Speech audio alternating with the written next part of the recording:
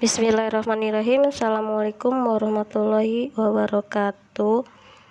Oke, anak-anakku sekalian, hari ini kita akan memulai pembelajaran sosiologi. Silakan dibuka LKS-nya halaman 3.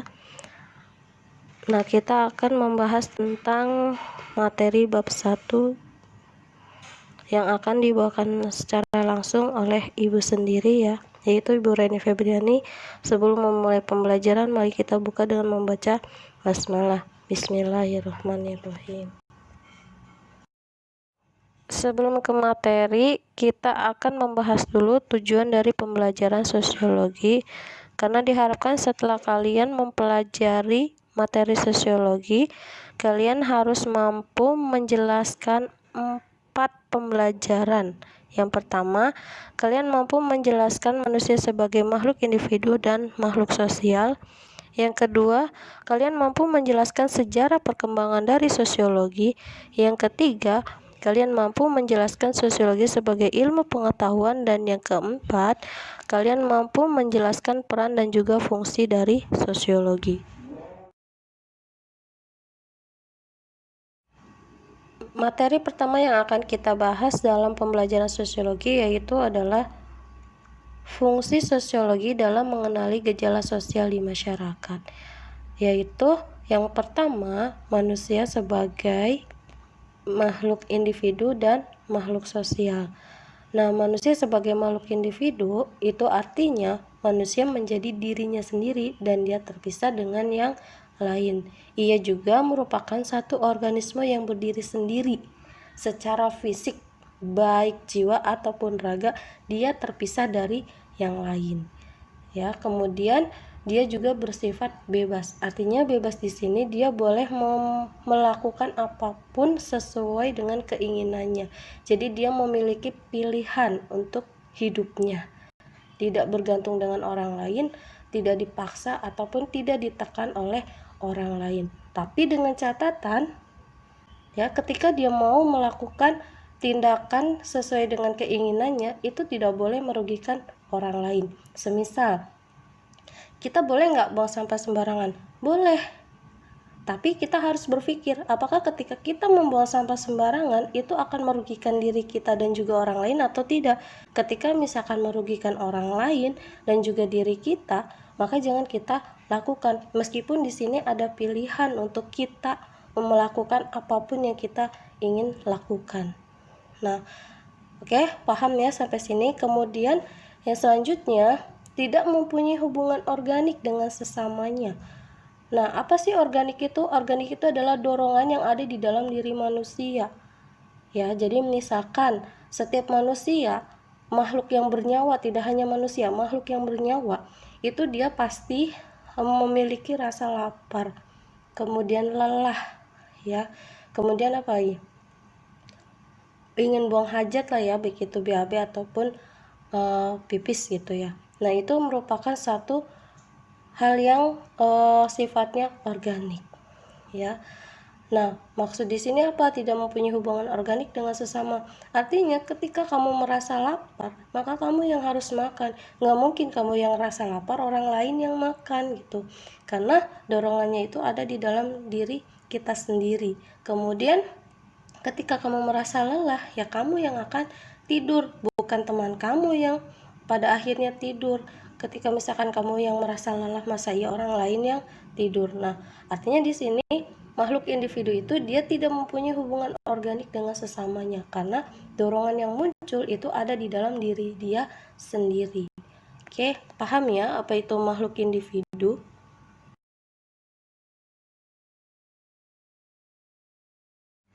Manusia selain sebagai makhluk individu, manusia juga terkategori sebagai makhluk sosial.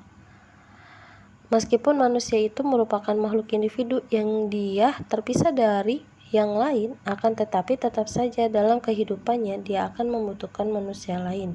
Contoh kecil, ketika kamu masih bayi, kamu pasti masih membutuhkan ibumu dan juga ayahmu. Kenapa? Karena dulu kamu ketika bayi itu belum bisa melakukan aktivitas kehidupan itu sendiri, sehingga perlu diajarkan oleh orang tuamu, dan juga kamu pastinya masih membutuhkan bantuan dari orang lain, yaitu adalah ibumu sendiri. Sehingga di sini manusia itu tergolong sebagai makhluk individu dan juga makhluk sosial.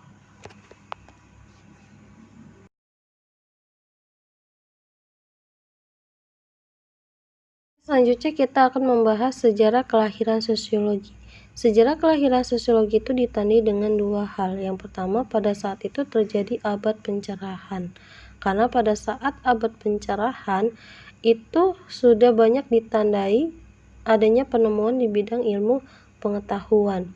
Kemudian yang kedua, abad revolusi yang menjadi pemicu lahirnya sosiologi, karena ditandai dengan adanya perubahan yang sangat cepat yang terjadi di tengah-tengah masyarakat, dan itu terjadi sepanjang abad ke-18 Masehi.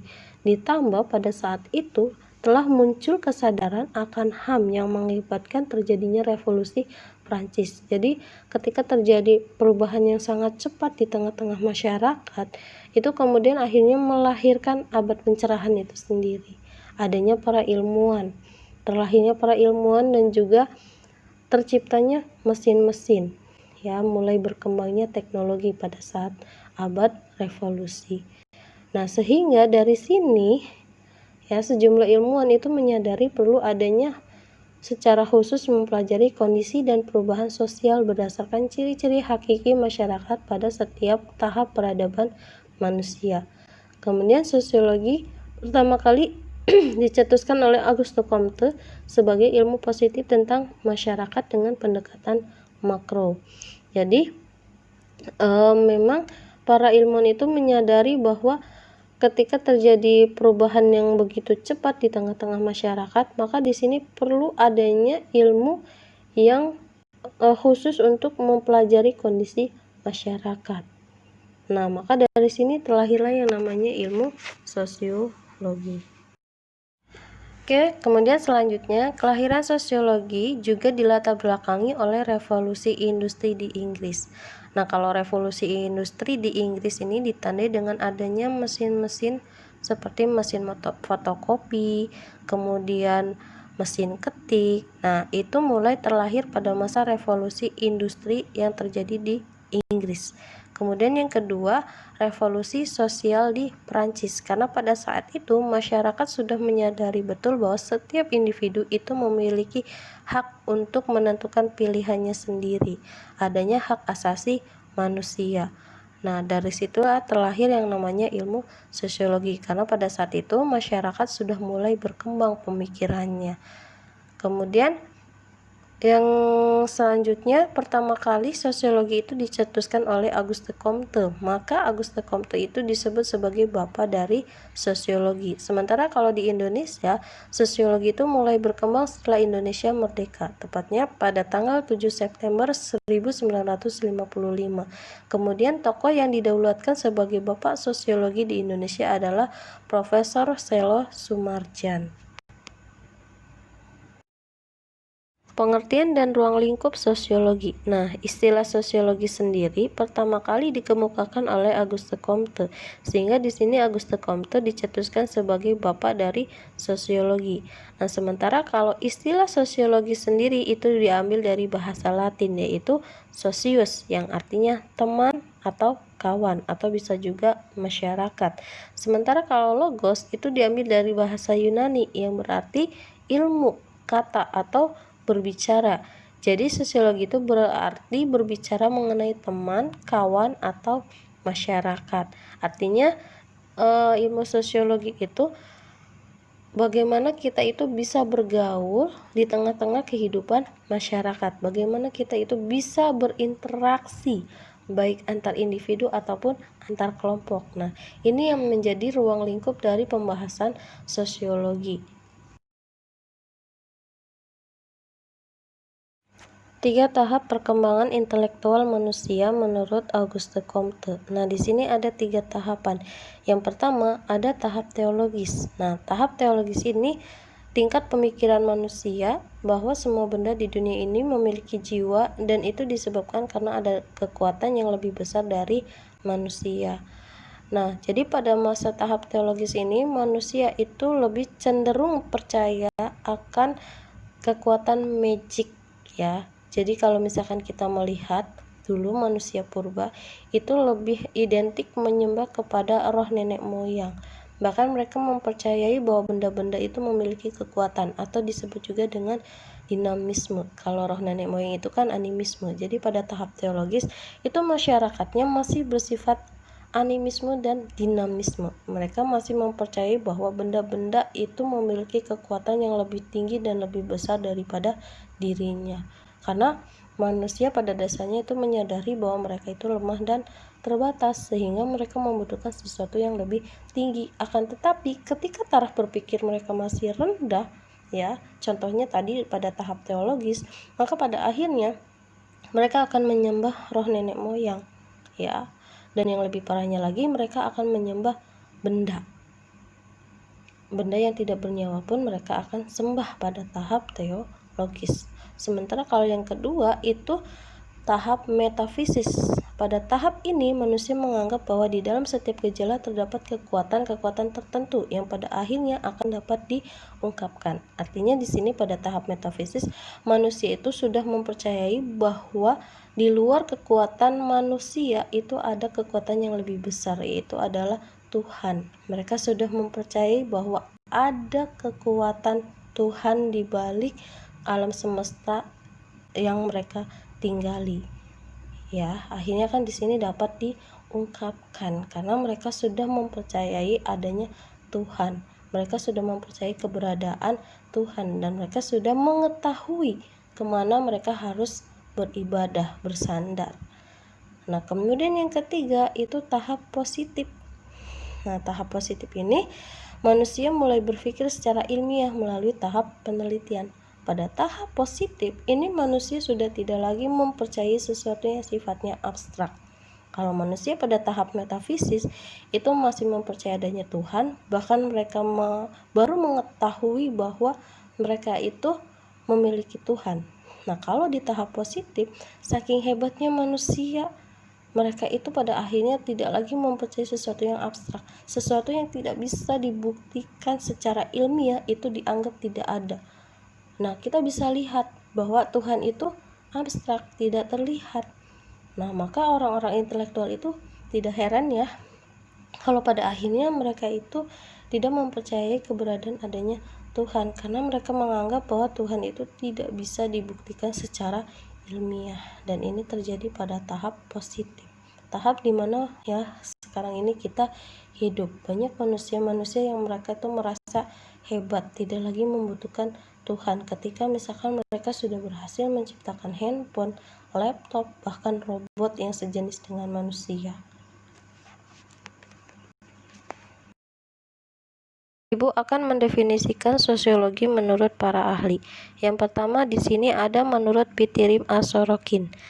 Nah, menurut Pitirim As-Sorokin, sosiologi adalah ilmu yang mempelajari hubungan dan pengaruh timbal balik antara aneka macam gejala sosial.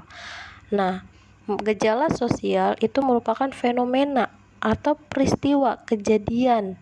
Sosial itu kan kehidupan di masyarakat.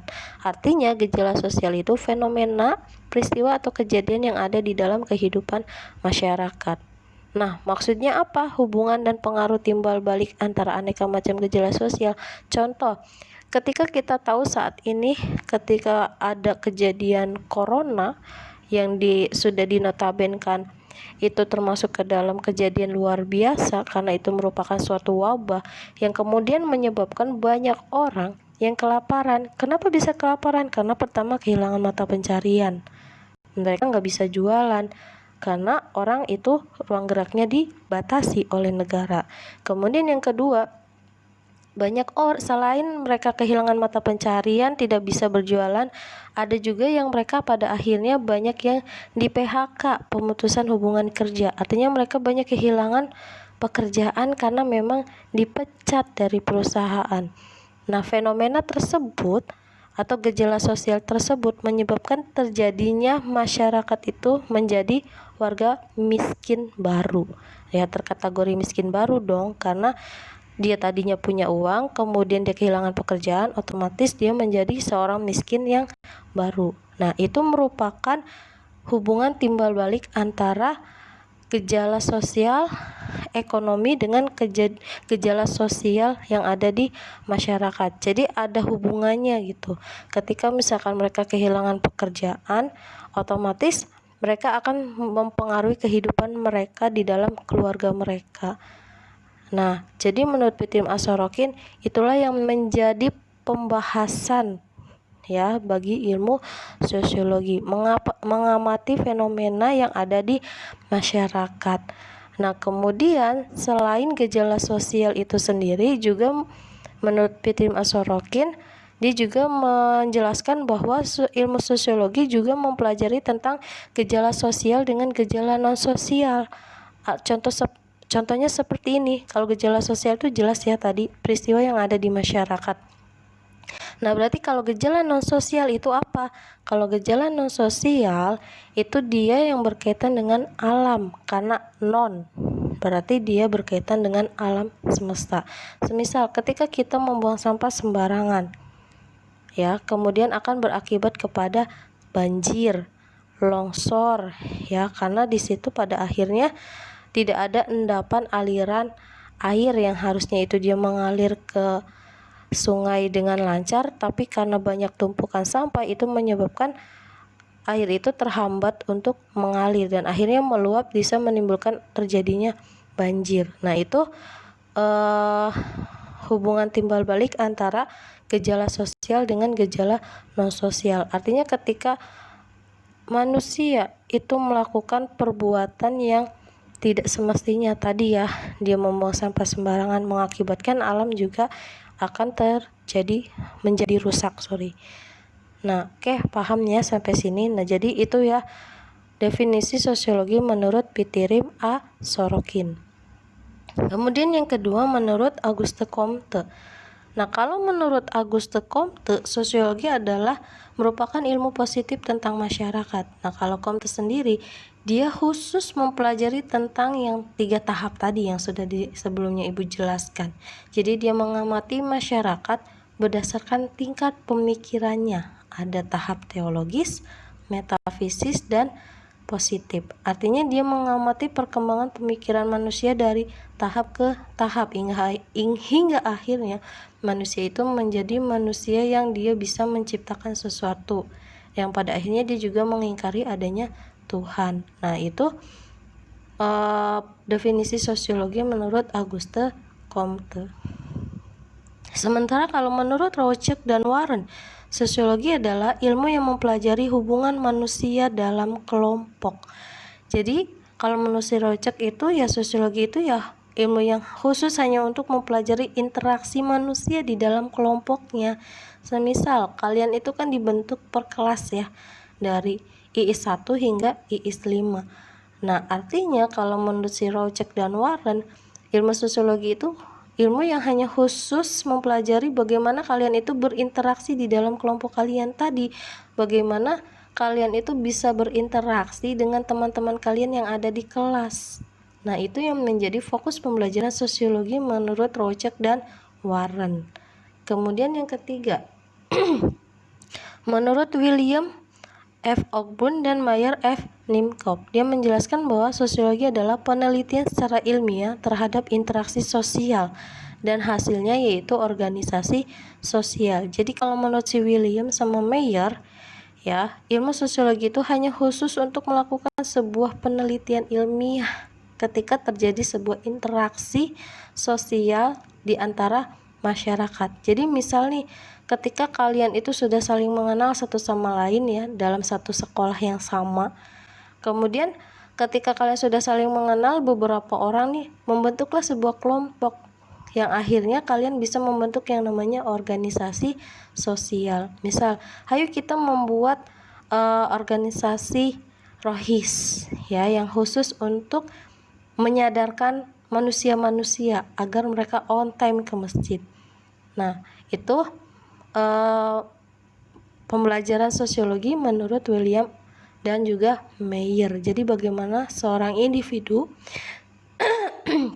itu dia bisa berinteraksi dengan individu lainnya yang pada akhirnya mereka bisa membentuk sebuah organisasi.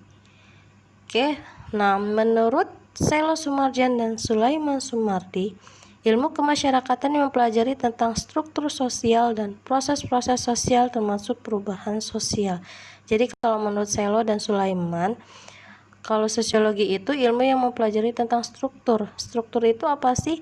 Struktur itu dia structure, ada susunan ya, tatanan yang ada di dalam kehidupan masyarakat.